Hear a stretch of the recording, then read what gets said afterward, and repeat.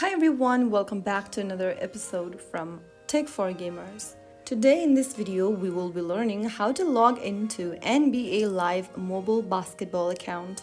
To log into NBA Live mobile basketball, first of all, open the application on your device.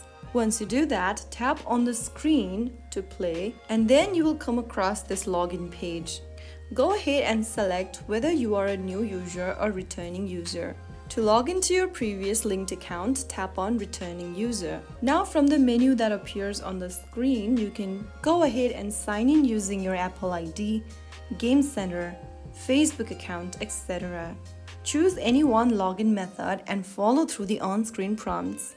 Make sure to enter your credentials correct, whichever option you choose, and then you will be able to log into your account right away. If you've previously linked your game progress to one of these accounts that you've chosen, logging in will restore your saved data. So that was how you can easily log in or sign into your NBA Live game right away. If you found the video helpful, don't forget to like, share, and subscribe. I will see you in the next episode. Thank you for watching.